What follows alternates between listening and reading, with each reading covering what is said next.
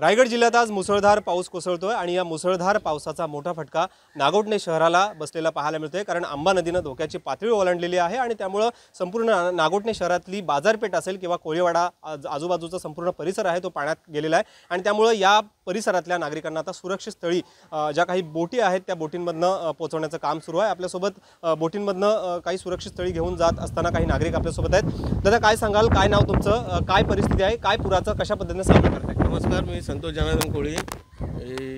दरवर्षी ह्या आंबा नदीला महापूर येतो आणि त्याचा फटका प्रामुख्याने नागोठणा कोळीवाडा यांनाच बसतो आणि बाजारपेठमध्ये पाणी जातो।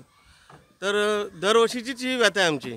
कोळीवाड्यामध्ये जनजीवन विस्कळीत होतो, त्यांचं कपडे भिजतात, कारण ते सध्या आता आंबा नदीचं पाणी कुठल्या कुठल्या परिसरात शिरलेलं आहे आणि आता कशा पद्धतीने व्यावसायिक आहेत ते सामना करतात? प्रामुख्याने बाजारपेठमध्ये शिरलेलं आहे आणि दोन्ही कोळीवाडे पाण्याखाली पूर्णपणे गेलेले आहेत। इथल्या नागरिकांची आता कशा पद्धतीने सुरक्षित स्थळी घेऊन जाण्याची आता नागरिकांचे तेच त्यांचे कपडे, अन्नधान्य हे जे सगळे आता ते गोळा करून आम्ही दुसऱ्या स्थळी जाण्याचा मार्ग शोधतोय। नक्कीच। तर हे पावसाचं जे मुसळधार पाऊस कोसळला आणि त्यामुळं आंबा नदीला पूर आला आणि या पुरामुळं जे नागरिक आता पाण्यात अडकलेले आहेत त्यांना सुरक्षित स्थळी घेऊन जात आहेत, त्यांचं सामान देखील शिफ्ट केलं जात आहे। इतर काही आपल्यासोबत नागरिक आहेत। दादा काय नाव तुमचं, कशा पद्धतीने या पुराचा सामना करताय? हॅलो, मी मनोज ताडकर। नमस्कार। आम्ही ह्या पुराची खूप आम्हाला त्रास होत आहे। या पुरामुळं आम्ही बाजारपेठमधली माणसं होडीने शिफ्ट करतो इकडे, ते सामान त्यांचा, जेवण त्यांचा सर्व ते बाजारात शिफ्ट करतो। नक्कीच। तर यांचं जे अडकलेलं सामान आहे ते देखील सुरक्षित स्थळी घेऊन जाण्याचं काम सुरू आहे।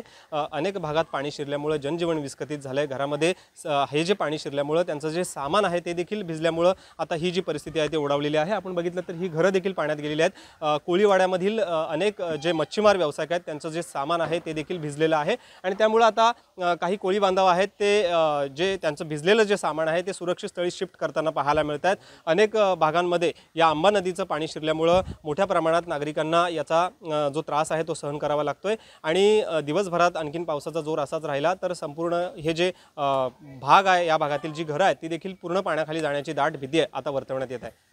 गणेश मापरळकर, एबीपी माझा, रायगड। एबीपी माझा, उघडा डोळे बघा नीट।